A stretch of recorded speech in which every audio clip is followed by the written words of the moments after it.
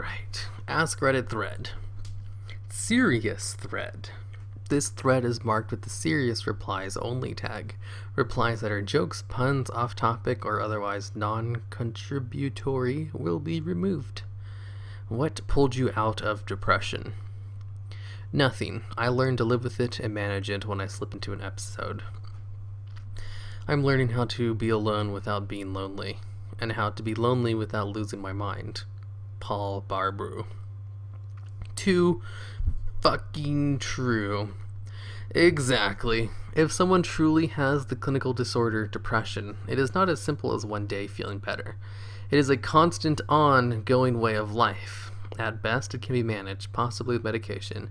It doesn't just go away. Edit. Studies have shown that 80% of those suffering from their first major depressive episode will suffer from at least one more during their life, with a lifetime average of 4 episodes. Other general population studies indicate that around half those who have an episode recover, whether treated or not, and remain well, while the other half will have at least one more, and around 15% of those experience chronic reoccurrences. Yes, most people recover and do not experience any more episodes, but others also have it as a chronic condition. What an uplifting thing to read. If you enjoy reading this, you might also like this. Russian literature. Franz Kafka. The obituaries of orphan puppies. What? Let's see. My dog. He's a rescue and had pretty bad anxiety when I got him. Working with him took my mind off a lot of the stupid things I considered problems. He gives me an outlet for my emotions. Yes, I talk to him.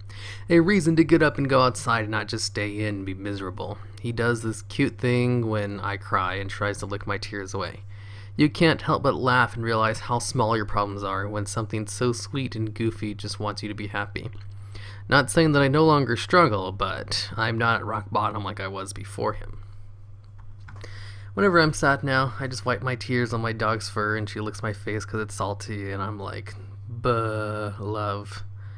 Seriously, what did humans do to deserve dogs? I am a nut and I literally ask my dog a version of this every day. It seems like they were put on this planet just to love us unconditionally. They are the best. There are a lot of things that can help with depression, but this is my favorite, and really, probably what has helped me more than everything else combined. My dog gives me a sense of responsibility. They love unconditionally, and the simplest things make them happy. They've taught me to appreciate the small things in life, and they make sure I get enough exercise. If you have enough money and time to spare, go to your local shelter and get a dog or cat. They're the best companions. Sometimes depression can't be just pulled out of without a lot of help. There are two kinds, trait and situational. Trait involves a chemical process in your brain, and situational involves circumstances, which leads to friction between the two because a person with situational can look at a person with trait and say, I fixed my depression, why can't you? Depression is a ladder and a hole you want to climb up to see what you're missing up there. For some people, it's easy to climb the rungs. For some, the ladder is slippery, and for others, they have no hands to climb with. If you find yourself at the bottom of this hole, you have to start with the first rung no matter how hard it may seem to bring forth the effort. And at the end of the day, if you're still in the first rung, then that's great. Keep going. It's all about starting each day with the basics and working your way up. If you manage to get out of bed, then good job. Give yourself a pat on the back. You had a meal that you cooked yourself? Amazing. You're making progress. These small achievements will help you recognize the strength you have but didn't realize you had, and make you feel like you have some control over it. Hope this helps. This is an amazing way of explaining it. My husband to this day can't comprehend my depression. I've used the chemical imbalance blah blah blah, but I'll use this to help him understand. I have a solid job, my own company, a great husband and family, a beautiful roof over my head, and he doesn't get how I could be depressed. For me, medications are the only thing that have ever helped. Therapy didn't do jack for me and still doesn't. But I go anyway. So, anyway, thank you for this. Yep, sometimes it's literally just a chemical thing in your brain. I know more than the average person about depression. I've gone through it twice myself. That's why I chose this topic to read. But since I know more than the average person, it's really not enough to help. If you come to me and say, what should I do if I'm depressed? I'll say, well, you should probably go to a therapist. Because they're the ones who can legitimately diagnose you and see if you have like a chemical imbalance in your brain, or if it's a circumstantial thing that you can actually get over through talking. Because there are some problems that can legitimately be solved if you just talk it out with someone else. Therapy is actually pretty good for some people. But it's not for everyone, and it's not going to work for everything, and not all therapists are good, so. But, I mean, it's a good start.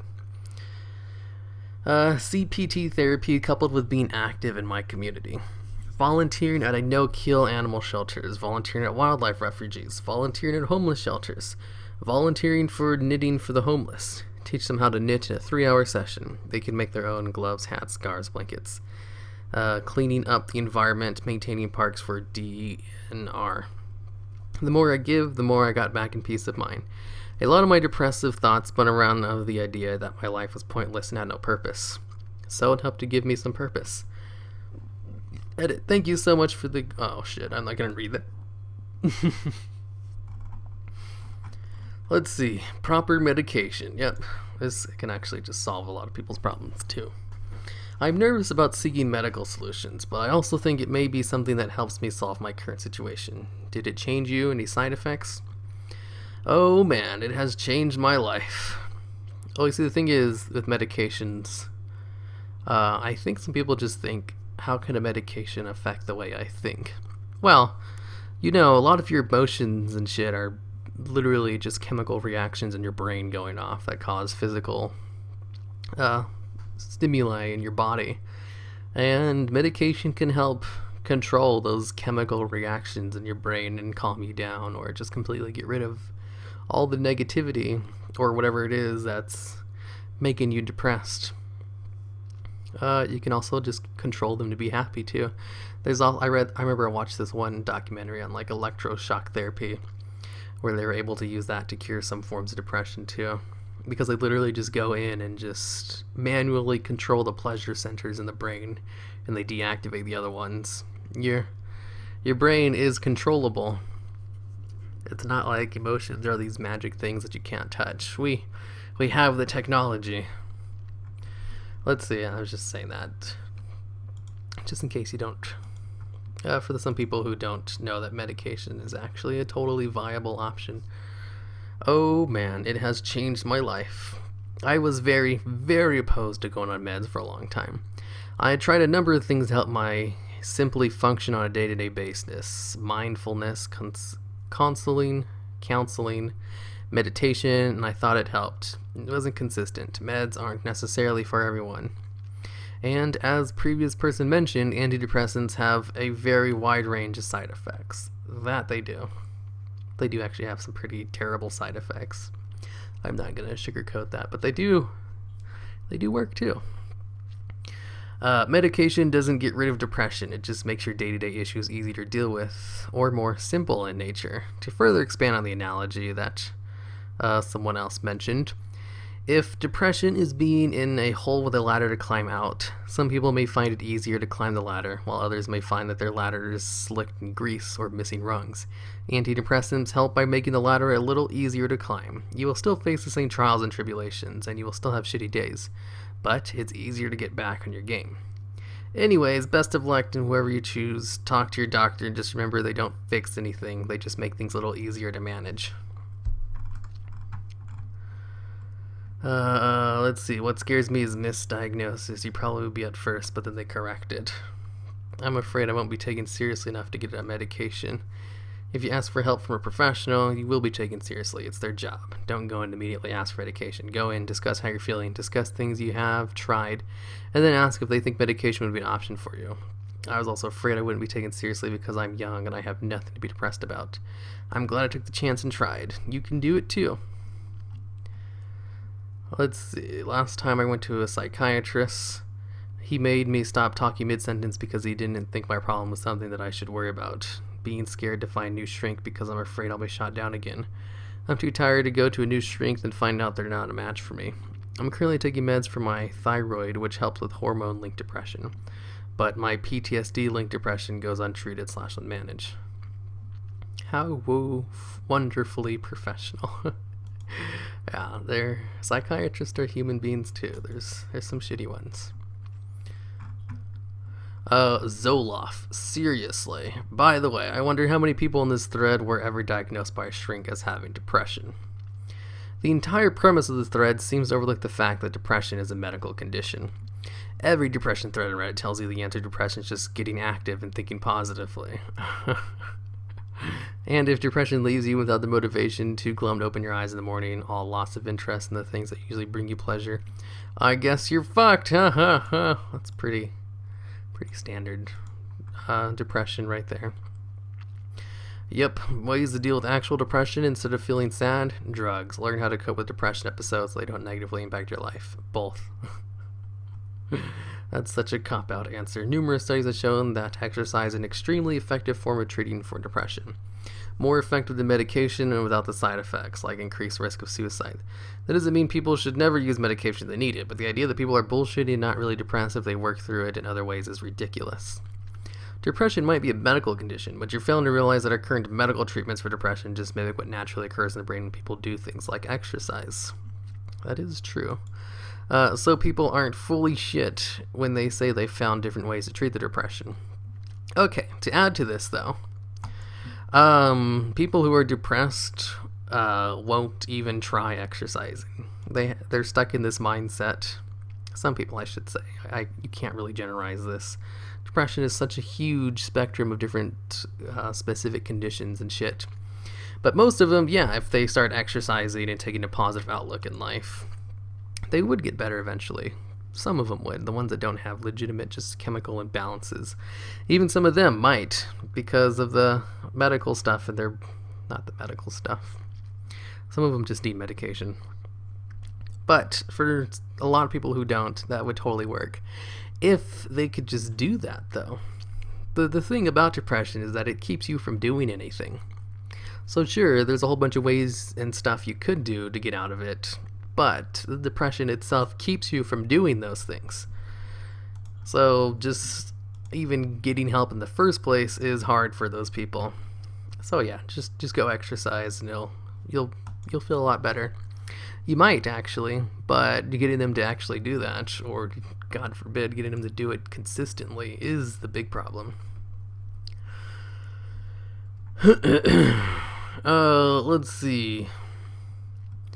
I'll copy and paste another comment I made just now to relate to it. Depends on how you mean. I'm trying to reinvent myself right now in the productive sense. I spent my years from 15 years old to 20 basically sitting in my room playing WoW and other video games as a form of escapism from my real life situation. I wasn't until a month ago or so that I realized I was sitting waiting for something to happen or change, but it never did because I didn't put the effort in. Oh well, once I move out from my folks, I can finally be myself and make new friends, though I didn't act on that because I wasn't looking for a job to provide me independence.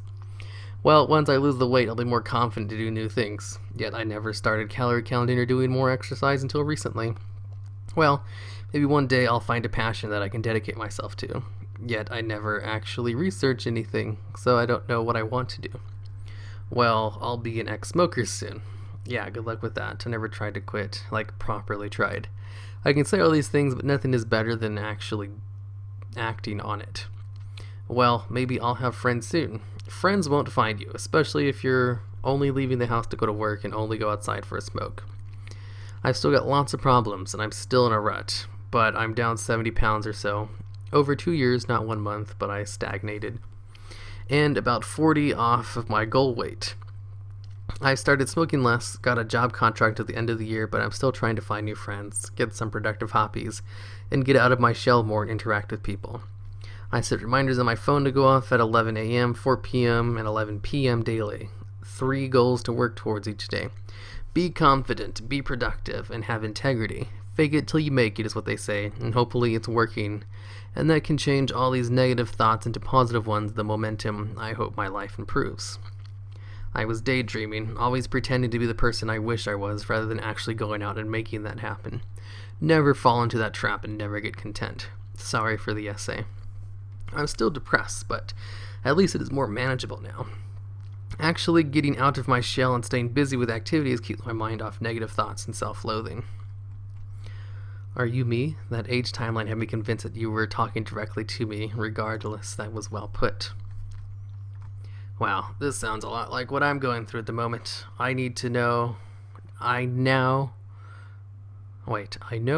to get out and get active, and for a while I was, but the semester's coming to an end and it's getting harder every day with the sun setting so early. It's just so much easier to play video games than to deal with my problems. Same with me. I love me some video games. Prozac stopped my last depressive relapse. Medication is the only treatment that works for me. However, therapy is very helpful while I'm searching for the right medication. I learned it's easier not to care. That's a sign for a lot of people that they are in the midst of depression, not out of it. Sounds like you're still depressed. Actually, no, I'm very happy with life. When you learn not to care, life is so much easier. Maybe you've forgotten entirely what the other side feels like. I've stopped caring too, and sometimes don't know if I've gotten used to the numbness or this is what normal is like. Let's see, I'm not a doctor, but this is a pretty big sign of depression. Explain to me how not caring is a sign of depression. I don't care because it's pointless. If I care what happens, it's only going to disappoint me when things don't go how I was hoping. When I don't care, I just accept what happens and enjoy life more. You are describing self-acceptance, not apathy. That's why your comments are confusing people and sending the wrong message. Accepting life for how it is does not equal not caring. Yeah, it's just at the place that I'm accepting life as it isn't really going to make me feel better. I've isolated myself from my friends and really have none at the moment. Not still trying to still argue the Elok Chai 98 has depression, but that is why I interpreted that what he says has depression. Let's see here. Cognitive behavioral therapy and a really very good psychologist. I hope that'll help. What pulled me out of my last low point was the drive to find a new job, save up for a new apartment and a new car. Aspiring to those things distracted me from how depressed I was. A focused goal and achievement does work. Friends of mine going through depression found that even small things, online courses, classes on cooking, etc., gave them the desire to focus, to deal with, and overcome it. Well, I've attempted suicide numerous times over the past year, and each time I got to a place where I didn't really want to die. But I felt I was sinking deeper and deeper, and it would end that way anyway. I would just try different things. Last time they kept me in the ICU for a few days because I caused acute damage to my liver. They took x-rays and stuff, and my blood work is getting back to normal, so now I'm on the mend now, and that was a bit of a wake-up call. It scared me. I've been attempting to claw my way out of this rut that I've been stuck in. It's been going alright. Anyways, less than a week ago, the doctors called me to tell me they had an incidental finding on my x-ray, and they found a tumor on my femur. So I'm pretty bummed out and terrified about that. And if it's something bad, I'd like to get my life on track and make the most of it, you know? EMDR therapy for PTSD. And, well, Bertrand. I'm still depressed because of life circumstances, but at least I'm not suicidal anymore. For me, it's been exercising plus Prozac and therapy. I also had to cut down on the weed. Shh, don't mention that weed can ever have negative impacts on Reddit. I love weed. However, anything done without moderation can be toxic, even positive things. How did weed make it worse? I hardly smoke, but I know a lot that do, and it interests me how it negatively affects people so often they treat it like some miracle drug. In my case, it made me overthink everything. I was going through a rough patch in my life, and whenever I smoked, instead of relaxing, I had a panic or anxiety attack. I also was consuming a lot of weed. I'm not against weed. In fact, I still light up on the occasional doobie to watch football or play a video game. It's just that during my depression episodes, it made me overthink everything. Admitting to my friends and family that I need help. Prozac, plus finding out I had a celiac and going on a strict gluten-free diet. Kind of hard for your gut to make serotonin when your immune system is busy attacking your small intestines. Seriously, if you think you have depression, see a doctor. Yup. Yeah, since managing my IBS, my depression and anxiety have improved immensely. I'll let Reddit know when it happens, if it happens, letting my grades slip a bit so that I could enjoy myself. Doing small tasks and building yourself back up slowly. I recently went through a period of time where I didn't even want to leave my room. I forced myself to do small tasks throughout the day, going to the store, taking the dogs out, making a meal, had a few days where a shower was an achievement, and made a conscious effort to positively reinforce the things I was doing instead of beating myself mentally for the things I wasn't. Where did you get the energy or motivation to force yourself to do these things? See, that's the important question. Accepting that I'm the only one responsible for my own happiness, and while others may affect my emotional state, ultimately, it is me who is responsible. The best way I've found to control it is music. I made a playlist of feel-good music a couple years ago, and still to this day it never fails to help. I think there's an ice cream man coming down. Alright, so a lot of these are saying medication and therapy sometimes. Getting a puppy, making small tasks, moving out of my dysfunctional family home, daily triggers for horrible negative thoughts that compound every hour. See, I was actually going to stop reading, but then I saw this neat little list right here. Now I kind of want to. Finding my own space, apartment of complete quiet to heal and focus on actually hearing my own thoughts and desires, not being concerned that I'm obligated to do in my environment some sort of self-imposed. Phasing out people / cutting down interactions with family and members who trigger negative thoughts. Rigorous cognitive behavioral therapy, daily, for years until it becomes a retrained habit in your thinking. This is critical in conjunction with all other efforts. Leaving my corporate job that I hated and started my own business, which gives me freedom and confidence. It was really shit and hard taking the risk in the beginning with little success, but the persistence has well paid off in the form of serious happiness. Finding new meaningful goals to focus on that make me feel like I'm doing something. Right now it's growing my business, but it's also various volunteer work and things that help me give real perspective. Learning and experience. In the long run, this gives confidence and less insecurity. I make better decisions as a result of many failures which are invaluable to me now in their lessons. More control over my life, coming from my own space and my own business, therefore not feeling owned by anyone. Depression can be caused / worsened by being in an environment that has so many unrecognized negative triggers, especially when you don't know anything different. The ones I notice most are bad family homes with dysfunctional parents, and siblings or unhappy relationships where the couple doesn't acknowledge that they just may be incompatible. Another major source is hating your work, which consumes most of your waking hours. If you can identify sources of negativity, things that trigger daily anxious and negative thinking patterns, make an effort to change that environment. And learn CBT inside and out until you breathe it. Medication was also in the more serious phases, but it was never a long-term solution.